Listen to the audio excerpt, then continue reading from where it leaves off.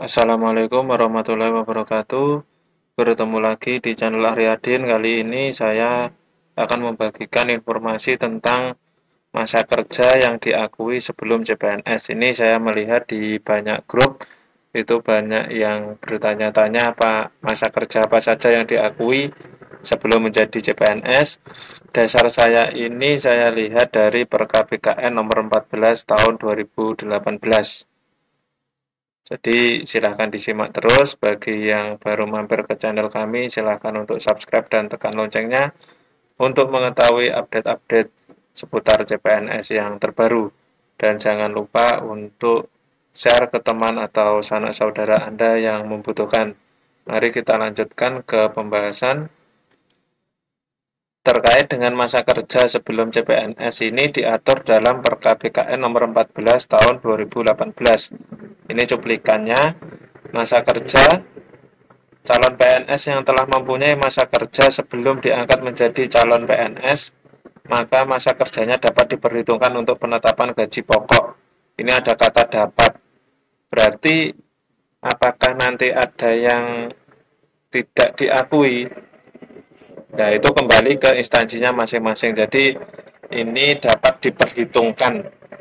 Yang poin B, masa kerja calon PNS yang dapat diperhitungkan sebagaimana dimaksud pada huruf A untuk penetapan gaji pokok, yaitu yang pertama adalah masa selama menjadi pejabat negara atau komisioner atau anggota lembaga non-struktural.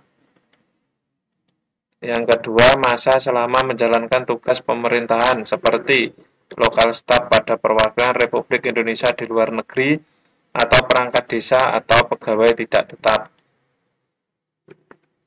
Yang ketiga, masa selama menjadi pegawai atau karyawan pada badan internasional.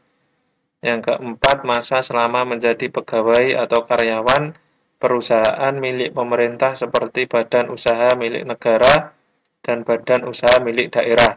Ini bisa diakui. Yang terakhir yaitu kelima, masa selama menjadi pegawai atau karyawan perusahaan yang berbadan hukum jika mencapai 1 tahun. Jadi kalau belum ada 1 tahun masa kerja berarti tidak diakui walaupun perusahaan tersebut adalah berbadan hukum.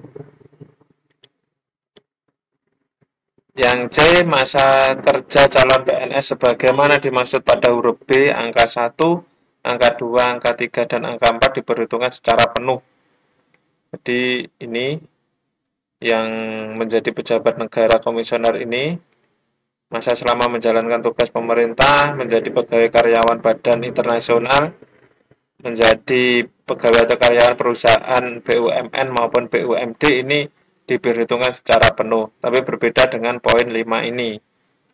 Kalau poin 5, masa kerja calon PNS sebagaimana dimaksud pada huruf B, angka 5 dihitung setengah untuk tiap-tiap tahunnya dan paling banyak 8 tahun. Jadi kalau masa kerjanya 10 tahun berarti hanya yang diakui adalah 5 tahun.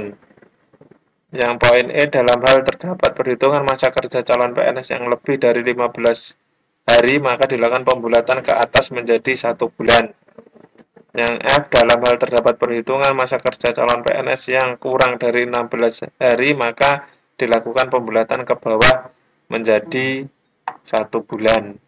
Jadi intinya kalau masa kerja di BUMN itu misalnya 1 tahun lebih 17 hari, berarti masa kerjanya 1 tahun lebih 1 bulan. Tetapi kalau 1 tahun 10 hari, maka masa kerjanya dibulatkan menjadi 1 tahun saja, seperti itu.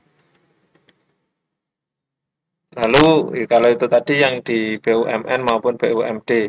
Lalu bagaimana yang daftar di Pemda sebagai guru? Karena kebanyakan sebagai guru dan pengalaman saya sendiri sebagai guru, apakah masa kerja sebagai guru honorer atau guru swasta bisa diakui masa kerjanya?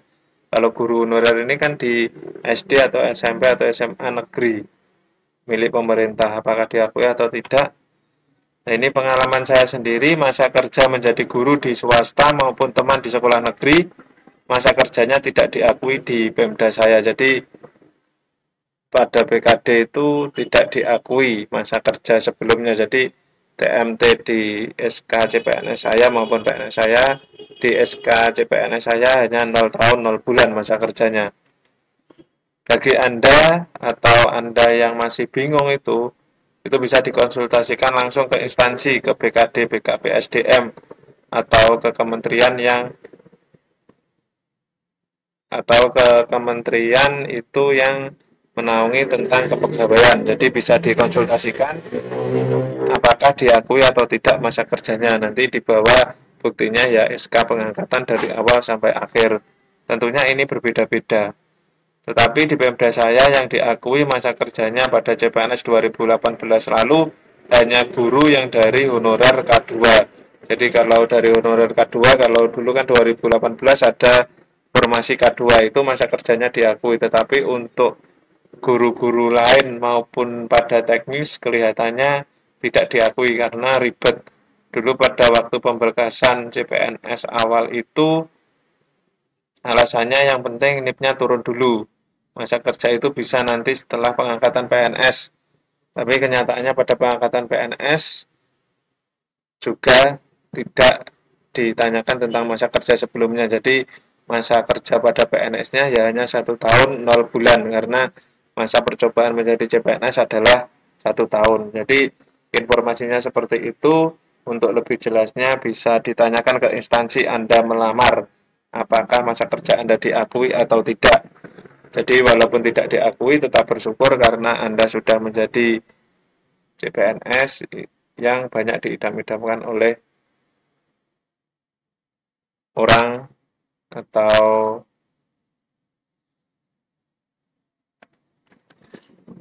teman-teman kita yang tahun ini tidak lolos dalam CPNS. Jadi tetap syukuri, tetap semangat walaupun tidak diakui.